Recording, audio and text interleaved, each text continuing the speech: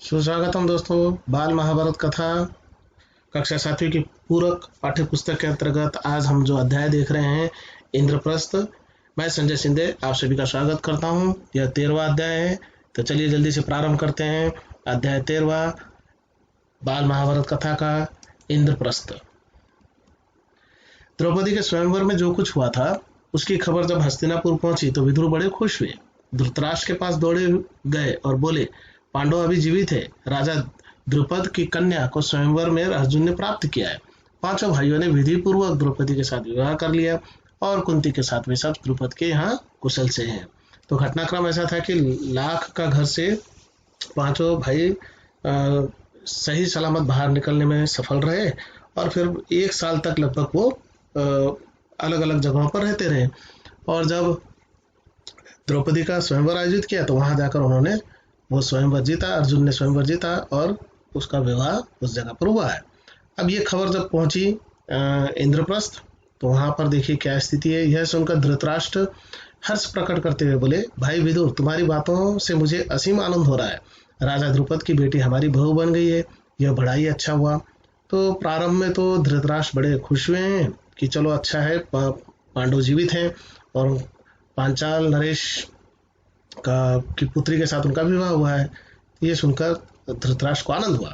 उधर दुर्योधन को जब मालूम हुआ कि पांडवों ने लाख के घर की भीषण आग से किसी तरह बचकर और 1 बरस कहीं छिपे रहने के बाद अब पराक्रमी पांचाल राज की कन्या से ब्याह कर लिया है और अब वे पहले से भी अधिक शक्तिशाली बन गए हैं, तो उनके प्रति उसके मन में ईर्ष्या की आग और अधिक प्रबल हो उठी। दबा हुआ वैर फिर से जाग उठा। तो स्थिति ऐसी है कि जब दुर्योधन को यह पता चला कि पांचों भाई जीवित हैं, पांडव जीवित हैं और उन्होंने पांचाल नरेश की कन्या के साथ विवाह कर लिया है, तो जो दुश्मनी जो समाप्त हो गई थी वो फिर से उसके मन में जाग उठी। तो वैर मतलब दुश्मनी है। दुर्योधन और दुशासन ने शकुनी को अपना दुखड़ा सुनाया, मामा आप क्या करें, अब तो द्रुपद कुमार धृष्टद्युम्न और शिखंडी भी उनके साथी बन गए हैं। उसके बाद कर्ण और दुर्योधन धृतराष्ट्र के पास गए और एकांत में उसने दुर्योधन से कहा, पिताजी जल्दी ही हमें ऐसा उपाय करें, हम ऐसा कोई उपाय करें जिससे हम सदा के लिए निश्चिंत हो सके। इसका यह अर्थ है कि पांचों भाइयों को मारकर या किसी तरह से उनको अपने मार्ग से हटाकर पूरा एक छत्र राजा बनने की योजना यहाँ पर दुर्योधन ने बनाई है।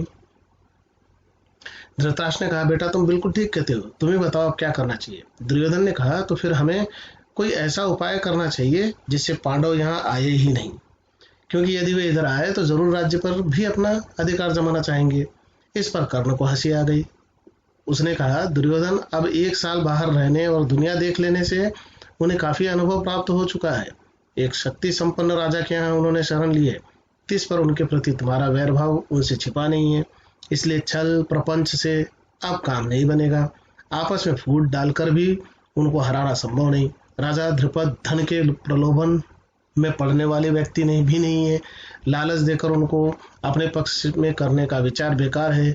पांडवों का साथ में कभी नहीं छोड़ेंगे।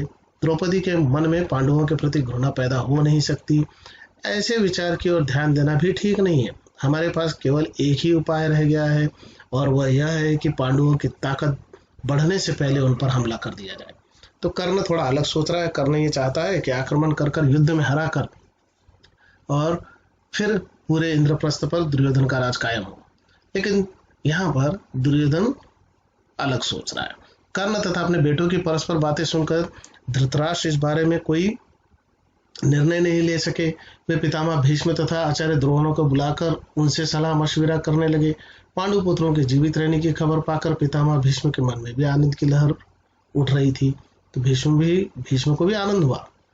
भीष्म की यह पता चला जबकि पांचों भाई पांडव जीवित हैं और कुंती भी जीवित है। भीष्म ने कहा, बेटा वीर, पांडवों के साथ संधि करके आधा राज्य उन्हें दे देना ही उचित है। तो भीष्म ने जो सलाह दी है वो अच्छी सलाह दी गई कि आधा राज्य देकर उन्हें संतुष्ट कर दिया जाए और इस प्रकार से युद्ध नहीं होगा। आचार्य द्रोण ने भी यही सलाह दी। अंग नरेश कर्ण भी इस अवसर पर धृतराष्ट्र के दरबार में उपस्थित था। पांडवों को आधा राज्य देने की सलाह उसे बिल्कुल अच्छी न लगी। दुर्योधन के प्रति कर्ण के हृदय में अपार स्नेह था, इस कारण द्रोणाचार्य की सलाह सुनकर उसके क्रोध की सीमा न रही। वह धृतराष्ट्र से बोला, राजन, मुझे यह देखकर बड़ा आश्चर्य हो रहा है कि आचार्य द्रोण भी आपको ऐसी कुमंत्रणा देते हैं। राजन, शासकों का कर्तव्य है कि मंत्रणा देने वालों की नीयत को पहले परख ले, फिर उनकी मंत्रणा पर ध्यान दें। तो इस प्रकार से जो है जो सलाह मशवरा चल रहा है, और इस सलाह मशवरा में पक्ष विपक्ष के लोग अपने अपने विचार रख रहे हैं। कर्ण की इन बातों से दुर्योधन क्रोधित हो गरज कर बोले, दुष्ट कर्ण, माफ कीजिए, कर्ण की इन बातों से द्रोणाचार्य क्रोधित हो गरज कर बोले, दुष्ट कर्ण, तुम राजा को गलत रास्ता बता रहे हो। यह निश्चित है कि यदि राजा धृतराष्ट्र ने मेरी तथा भीष्म पितामह भीष्म की सलाह न मानी और तुम जैसों की सलाह पर चले तो फिर कौरवों का नाश होने वाला है। तो इस प्रकार से यहाँ पर चेतावनी भी दे दी। इसके बाद धृतराष्ट्र ने धर्मात्मा विदुर से सलाह ली। विदुर ने कहा, हमारे कुल के नायक भीष्म तथा आचार्य द्रोण ने जो बताया है वही श्रेयस्कर है। कर्ण की सलाह किसी काम की नहीं है। अंत में सब सोच विचार कर धृतराष्ट्र ने पांडु के पुत्रों को आधा राज्य देकर संधि कर लेने का निश्चय किया और पांडवों को द्रौपदी तथा कुंती सहित आदर सादर लिवा लाने के लिए विदुर को पांचाल देश भेजा। विदुर पांचाल देश को रवाना हो गए। पांचाल देश में पहुंचकर विदुर ने राजा द्रुपद को बहुमूल्य अमूल्य उपहार भेंट करके उनका सम्मान किया और राजा धृतराष्ट्र की तरफ से अनुरोध किया कि पांडवों को द्रौपदी सहित हस्तिनापुर जाने की अनुमति दें। विदुर का अनुरोध सुनकर राजा द्रुपद के मन में शंका हुई। उनको धृतराष्ट्र पर विश्वास न हुआ। सिर्फ इतना कह दिया कि पांडवों की जैसी इच्छा हो वही करना ठीक होगा। तब विदुर ने माता कुंती के पास जाकर अपने आने का कारण उन्हें बताया। कुंती के मन में भी शंका हुई कि कहीं पुत्रों पर फिर कोई आफत ना आ जाए। तो विदुर भले ही वहां पर पहुंच गए हैं सही सलामत लेकर जाने के लिए हस्तिनापुर, पांडव, कुंती और द्रौपदी को साथ ले जाने के लिए, लेकिन द्रुपद नरेश के मन में भी संदेह पैदा हो गया और कुंती के मन में भी संदेह हो गया कि कुछ न कुछ गड़बड़ हो सकती है। विदुर ने उन्हें समझाया और धीरज देते हुए कहा, देवी आप निश्चिंत रहे, आपके बेटों का कोई कुछ नहीं बिगाड़ सकेगा। वे संसार में खूब यश कमाएंगे और विशाल राज्य के स्वामी बनेंगे। आप सब बेखटके हस्तिनापुर चलिए, बिना रोक टोक के हस्तिनापुर चलिए, बेखटके मतलब। तो इस प्रकार से विदुर ने थोड़ा सा विश्वास दिलाया कि आप निश्चिंत होकर चलिए मेरे साथ। आखिर द्रुपद राजा ने भी अनुमति दे दी और विदुर के साथ कुंती और द्रौपदी समेत पांडव हस्तिनापुर को रवाना हो गए। उधर हस्तिनापुर में पांडवों के स्वागत की बड़ी धूमधाम से तैयारियां होने लगी। जैसा कि पहले ही निश्चित हो चुका था, युधिष्ठिर का यथा विधि राज्याभिषेक हुआ और आधा राज्य पांडवों के अधीन किया गया।